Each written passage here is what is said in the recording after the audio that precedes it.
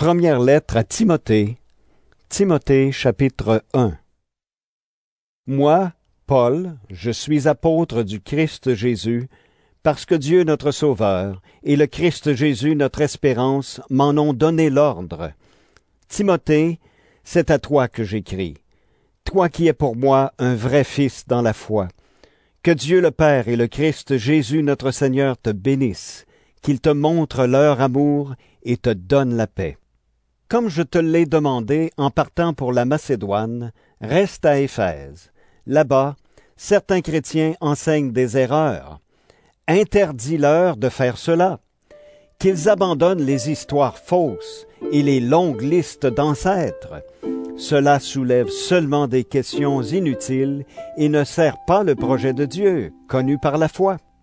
L'ordre que je donne ici a pour but de faire grandir l'amour qui vient d'un cœur pur, d'une conscience bonne et d'une foi sincère.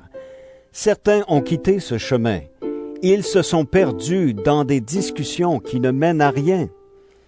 Au sujet de la loi de Moïse, ils veulent être des maîtres, mais ils ne savent pas ce qu'ils disent.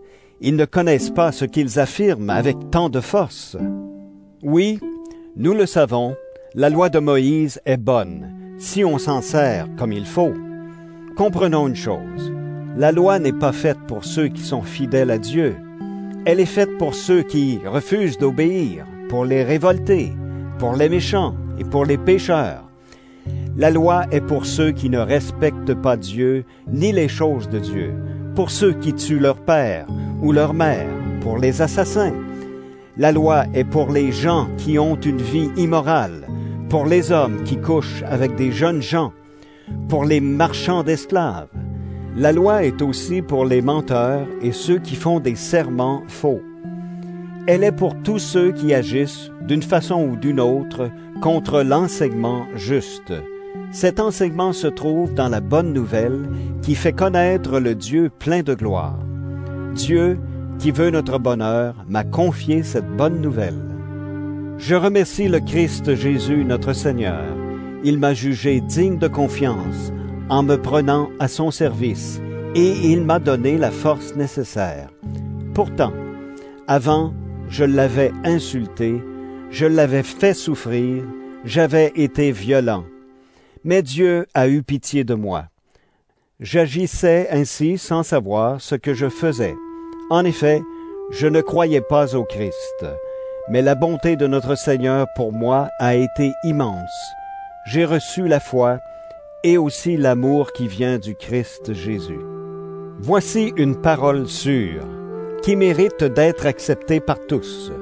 Le Christ Jésus est venu dans le monde pour sauver les pécheurs.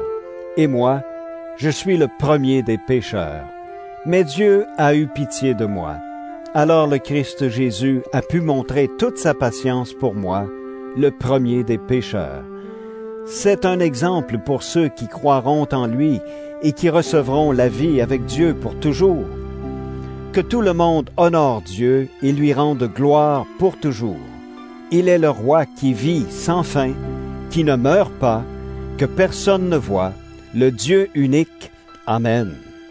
Timothée, mon fils, voilà l'enseignement que je te confie. Il est en accord avec les paroles que des prophètes ont dites sur toi autrefois.